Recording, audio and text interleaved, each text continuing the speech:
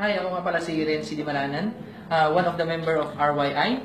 So, ang maganda rito sa ating company, gusto ko lang ipaliwanag or gusto ko lang bigyan ng idea yung mga members na gustong gawin tong company ng tuloy-tuloy. So, since ang company natin, meron siyang tinatawag na direction, which is good direction. Doon sa mga tao na nag-attempt na gustong kumita ng malaki, meron siyang plano na pakitain talaga yung mga tao na gustong kumita ng malaki.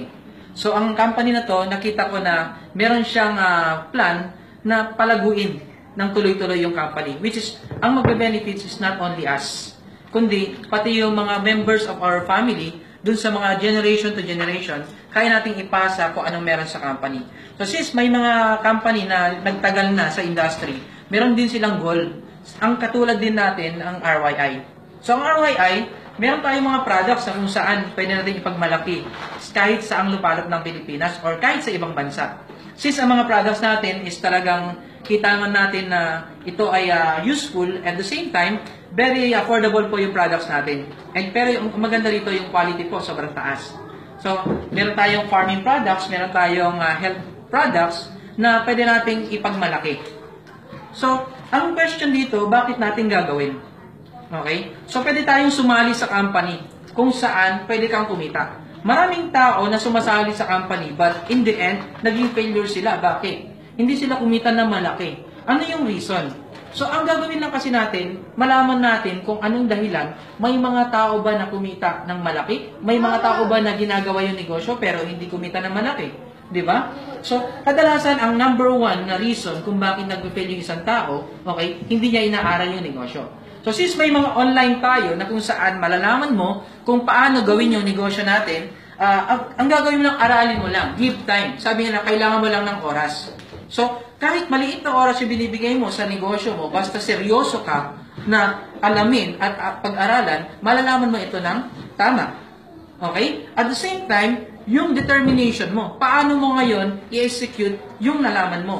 So, pwedeng nakapag-training ka or pwedeng nalaman mo kung gaano kaganda yung negosyo, pero hindi mo siya ngayon in-apply sa market.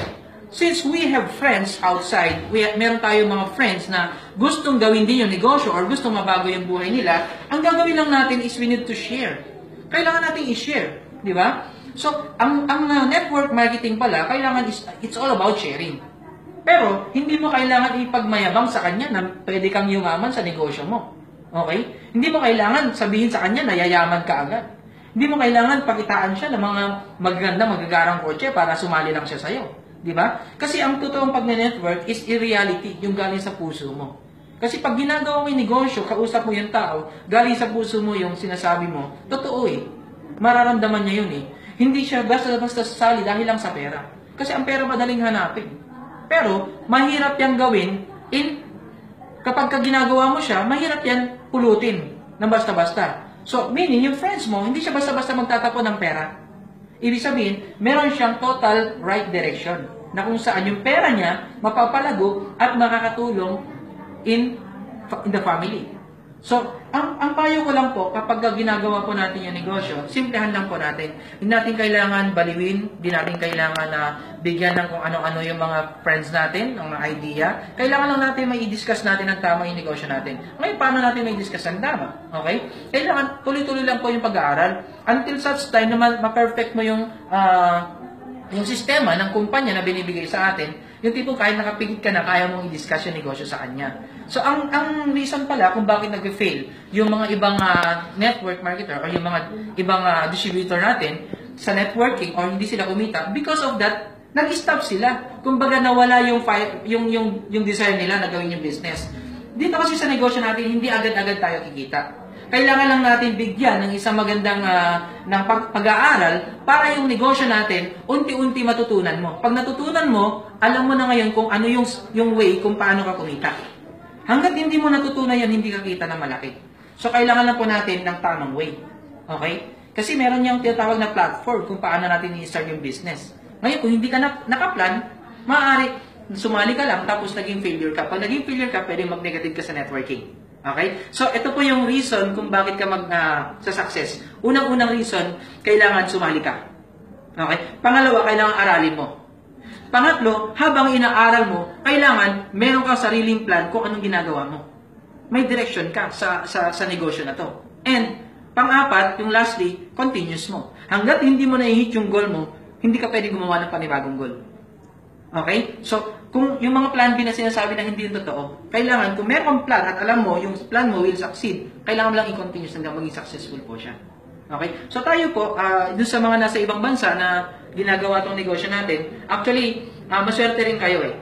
Kasi, dito sa Pilipinas, hindi ganun kadali mag-networking. Kasi, ang dami ng networker dito.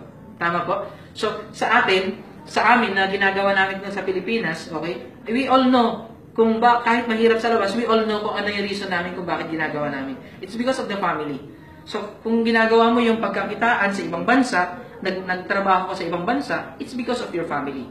So, same reason, but different result. So, dito sa networking, hindi ganun kadali, pero malaki ang pwedeng kitain. Pwedeng magbago yung buhay po natin. Basta importante rito, huwag kang mag-quit. Okay? So, kapag nasa ibang bansa ka at gusto mong aralin, meron pa tayong online. Sa YouTube po, free tayo mag-browse. Okay? Tingnan natin, aralin natin sa YouTube. Or doon sa mga appliance po natin na nag-invite po sa atin. On their messenger, di ba? Pwede naman tayo mag-training doon. Pwede tayo magtanungan. Free po tayo sa tanungan. Kumbaga, meron tayong tinatawag na good give and take relationship sa negosyo natin. So, kung meron akong alam na hindi mo alam, I will give you the information. Kapag ikaw naman, ay meron naman alam na hindi ko alam, give me the information, pagtulungan po natin. So, ganun lang po ang network marketing. So, happy networking po sa ating lahat, and hopefully po sa ating negosyo, makita nyo kung gaano kaganda. Sabi nga nila, meron kaming mata na nakikita kung gaano kaganda yung negosyo.